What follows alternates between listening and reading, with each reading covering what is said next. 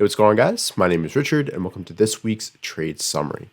So overall, TC2000 is having some work done today, so I thought this would be a good opportunity to try out TrendSpider and see how it works for me. So overall, if you want to see kind of a review of this platform or maybe a comparison between it, TC2000, and maybe TradingView, just let me know down below in the comment section, and I'll be happy to make that video. Overall, just first impressions, I really like it. Great interface, very clean. And it seems like they're adding new features all the time, which I love to see.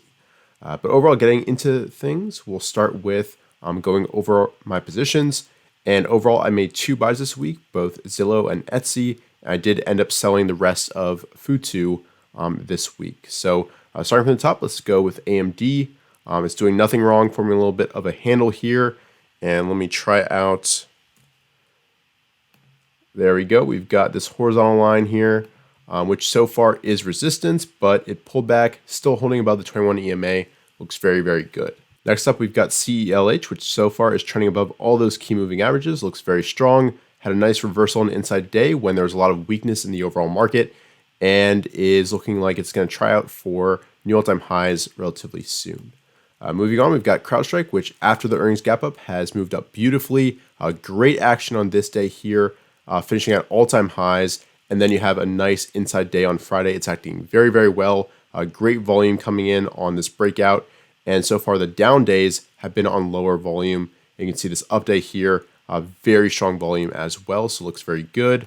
Cloudflare net, you can see also is trending above that 10-day moving average. A nice inside day on Friday as well with a really strong closing range right near the top of this bar here.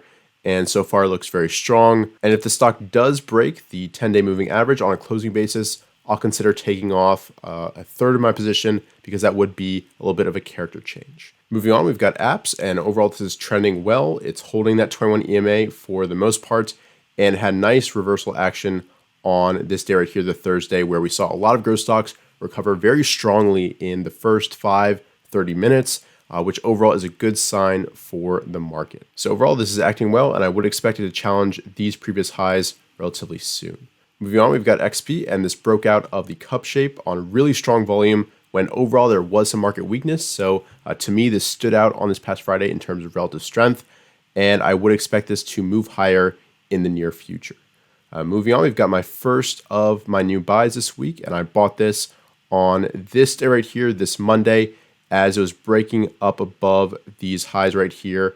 And overall, we saw nice action on this Tuesday. Then it reversed, but had an inside day on this Wednesday, had nice recovery on Thursday, and followed through back through all-time highs on this Friday. So once again, pretty strong relative strength.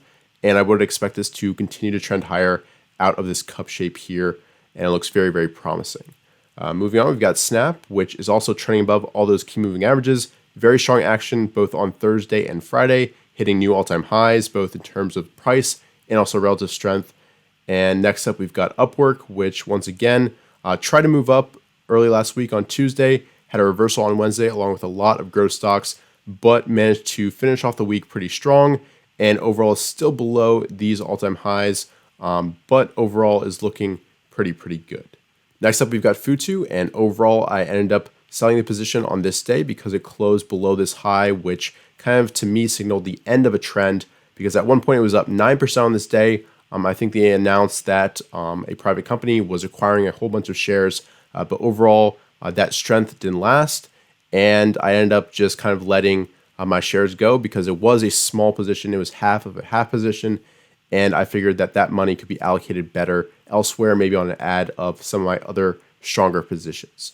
So overall, it's still not doing anything wrong. I would expect it to find support at the 21 EMA. And if it sets up again and potentially looks to take out these highs, I would consider starting a new position if I have the capital to allocate. Next up, we've got Zillow. And let me see if I can draw in an arrow here right on this Monday here. Let me delete that actually and draw it right there. So I bought it on this day as it took out this prior high. And there's kind of 2 main pivots I see. And overall, I like how it's tightening up from left to right and showing a lot of relative strength. So let's go ahead and draw in those pivots. So one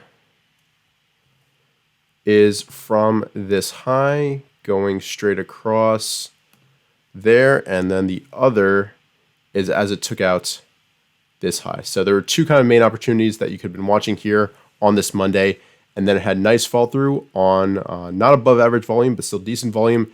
And then on this day, it really was making a name for itself, breaking above these all-time highs. It did squat because of the overall market weakness, but the fact that it stayed green on that day was a good sign and a sign of relative strength. And then on Thursday, had another strong day on decent volume, and then Friday was the breakout into new all-time highs, once again over these levels right here. So overall, Zillow looks very strong, and I'll be looking to hold this position until it really challenges the 21 EMA and closes definitively below that moving average. So last but not least, we've got Zscaler, which is doing nothing wrong at this point. After this huge earnings gap up, it's holding this level very strongly. If we go to a weekly chart, you can see that overall it closed pretty much right at the previous week's close. So we could get a 3 weeks type, potentially a short stroke pattern here. So I'll be looking to add if it breaks above these highs right here. So that is kind of a run through of my action from this week. Most of it was just sitting and doing nothing. And I'm happy with the companies I'm in. I think they're all very strong fundamentally and technically. And hopefully we get some follow through on these positions next week. So I hope you guys enjoyed this video. And if you did, please go ahead and leave a like down below and subscribe if you're new to the channel. And I'll see you guys in future videos.